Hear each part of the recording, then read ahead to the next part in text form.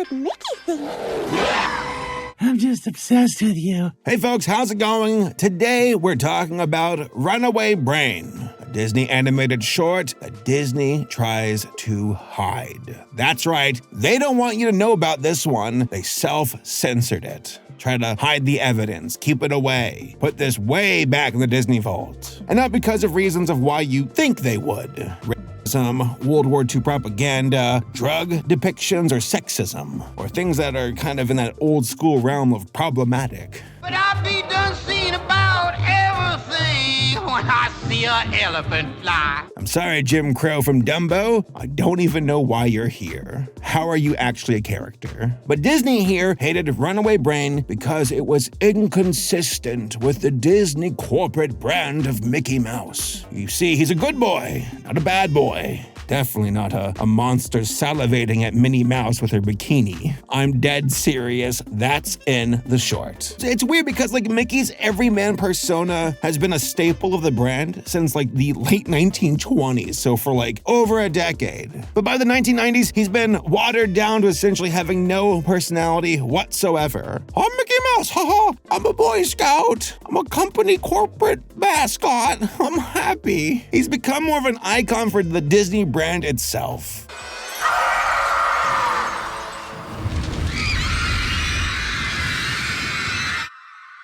That's it, girls. No more Disney TV for a while. But real quick, this video is brought to you by Flexispond. Folks, operations have been expanding over here, and there have been some exciting new developments on the horizon. So when it came to expanding my operations here at the office, I knew I was going to need office solutions that would expand with me as things continue to grow. Now, I've talked about their chairs before, which are a great addition to my workspace, but nothing beats the functionality of their E7 Plus standing desk. We decided to go with a 4-legged standing desk due to the added flexibility that they provide. It's great for loading a lot of equipment on. And since we tend to place our computers on top of our desk, we wanted something that was going to be sturdy enough for the job.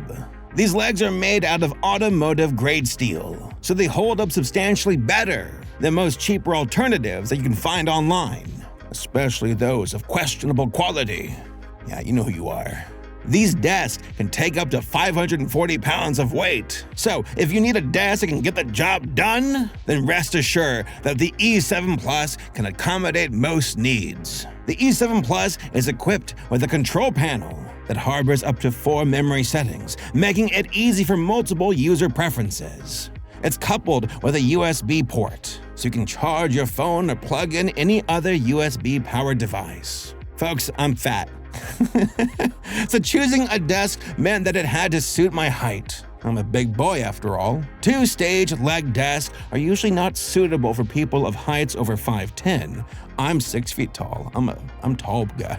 I'm tall where it counts. So this is something I took into account when it came to choosing my standing desk. This is what made the E7 Plus my choice for a practical office solution. Flexispot isn't just all about work solutions though. I recently picked up this XL6 Pro power recliner for my power naps at the studio, as well as this awesome auto-incline walking treadmill for when I want to squeeze in some cardio while I work, which isn't at the moment because I broke my foot about a year ago and I only found out about a week ago. Yes, I'm stupid. Flexispot is giving us a cool offer for my viewers. So head on over to flexispot.com and use my promo code Saberspark at checkout to get $50 off their E7 Plus standing desk. Good 4-legged standing desk solutions can be hard to find, so don't miss out on the chance to upgrade today. Thanks again to Flexispot for helping us enhance our operations. And now, back to the video. Minnie, you're trying to get me killed? So here's the synopsis, okay, for Runaway Brain. The idea was originally directed by Chris Bailey. And the first version of the story was originally meant for a Roger Rabbit short. But that was redeveloped by Bailey with a different short called Tourist Trap involving Donald trying to kill Mickey Mouse on vacation. Where's this short? I want to watch this one. But believe it or not, that idea was shot down. Jeffrey Katzenberg, boogeyman of Disney, and 2 other Disney animation executives were like, I like the concept, but we're not going anywhere with it. But then Rory E. Disney Disney, of the Disney Mafia family, gave his blessings to make Runaway Brain as a short. Chris Bailey said, quote, Jeffrey wanted it to be really aggressive and did not want anybody to mistake it for anything that had been dug out of the vault. And Tom and Peter, Disney executives, were more protective of the classic Mickey and more conservative, end quote. They're like, don't ruin Mickey. Keep him boring. You must protect the brand. Now, the short was animated and developed with some of the best talent working at the studio at the time, including Andres Deja, who did the character design for Monster Mickey. Now, by the way, initially, the video game Mickey's playing at the start of this short was supposed to be a Bambi VR hunting shooter. I want to play that. Mother! Apparently, Chris Bailey said, quote, Peter looked at me and said, not a chance in hell. Now, the actual animation was done by Brizzy Studios, the French animation studio that had been contracted to work on DuckTales the movie and a Goofy movie. Both are goated. The studio was in between gigs and needed a project, so Runaway Brain was the next one on their docket. If it wasn't for the fact that there was a hole in the new Paris studio schedule, these boards would have probably gone into the archives with all of the others. However, the timing of when his animation team headed to France could not have been stranger.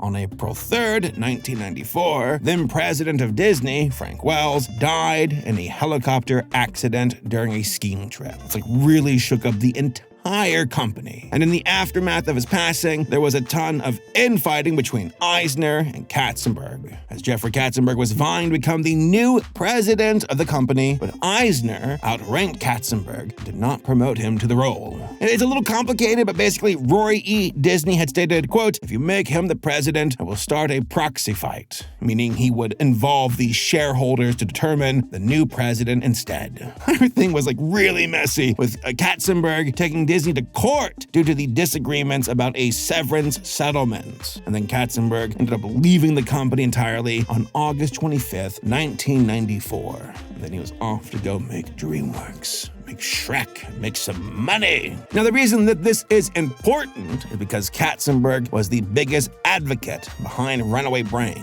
So when Bailey's team returned from France, the company's response to the short was substantially different. They were like, what the fuck is this? That's not Disney. They saw a screening with 2 endings, both which went over well initially, but then the following day, Schneider and Schumacher demanded additional cuts. The demands for additional changes to animation and executive interference had whittled the short down to a fraction of what the original short had been. Which sucks for Bailey. He's like, this has been a bad experience to the point where he wanted to quit the company. He even said, quote, because the cartoon wasn't really perceived that great, I felt like I didn't want to animate anymore. And the opportunities there were slim. I thought it was time to leave. You have Andres Deja saying, quote, there was this woman in the store on Main Street in Disney who was so upset because she thought this was a counterfeit jacket, referring to like a jacket for Runaway Brain. And she almost chased the guy out of the store wearing it and yelled at him, how can you wear something like this at Disneyland? This shouldn't be legal. Get the hell out of here! This is a happy, safe place. To continue the quotes, I was actually kind of touched by it because she thought that Mickey should be protected from her point of view. End quote. And they got layout artist Jim here saying Runaway Brain was used internally as an example of what not to do. Yeah, it was that bad, folks. As far as like how the company was all shook up from it. So what happens then? Does the short ever actually see the light of day? Well, we're here, aren't we? We're talking about it, aren't we? So yes, the answer is yes, but only for a minute. In the wake of Rescuers, the original movie, the hunt was on for a project that could bring Mickey into the 1990s. Between features, Disney animators were tasked with a number of side projects, from conceptualization to a sequel to Fantasia, which, hey, we got that, by the way, to providing animation for upcoming theme park attractions, and brainstorming ideas for a new Mickey Mouse short. Apparently making like Mickey shorts was a thing you did between gigs. If you're not on a movie or a show or working at the theme park, buddy, you're working on a Mickey Mouse short. Always developing with apparently not that many seeing the light of day. But the time had come for Runaway Brain to finally see the light of day. It was an uphill battle, but Bailey assembled a murderer's row of animation talent to bring Runaway Brain to life. You ready for this one? Jim Behold, a veteran of the Lunatic Fringe who had worked on everything from Who Framed Roger Rabbit to the Nazi sequence from The Rocketeer, was hired to oversee layout. Ian Gooding, who still works at Disney Animation, served as art director, and Andres Deja, who had animated Scar and The Lion King, designed Monster Mickey based off Bailey's sketches. He said it was easy, even though you design something against character, against personality, you see the cliches. You don't draw all these puffy little fingers. Instead, you do these gnarly Frankenstein hands. And again, yeah, look at Mickey in this short. He looks awesome. It's the most I've ever seen with actual personality as a character. Because usually he's just like, I'm a Mickey Mouse, buy my stuff. Versus here where he's like, he has flaws, he has desires. Oh boy, he's got some desires. That or the possessed brain does. Also the scientist character, the monkey scientist, I think he was voiced by Frasier. You're not really gonna put your brain in his body? That's right. I love his design. I think he kind of scares me. This short, when I watched it as a kid, terrified me. I was scared. I got Pete as like the Frankenstein monster running around, wreaking havoc. By the way, I should probably go ahead and explain the synopsis of this short. Mickey and Minnie want to go on vacation. Mickey accidentally gets his brain traded with like a Frankenstein monster because he's trying to make some money. And then Mickey gets possessed where the Frankenstein brain goes into his body while Mickey's brain goes into the Frankenstein body. Hijinks occur. Minnie gets kidnapped as is tradition. Kind of like, King Kong energy with the buildings. Mickey then, he nuts up. Not like that. And he gets I think it's a broom if I recall. And he like charges at the monster. It's actually kind of an epic scene. And then they on accident like hit some electricity as it goes, switch brains again, and all is right in the world. And then they go on vacation on the Disney Cruise Lines. Because they really wanted to like make Mickey like rough him up. The idea was to reverse Mickey. He's all cute. He's all innocent and simple designed. They wanted to flip the script. They're like, yeah, let's go all out. Stop! And it sucks because one side of Disney Corporate was for it, the other side, no. And it's odd because Mickey's was in a weird limbo state of both representing the company, but also being like underutilized in modern media at the time.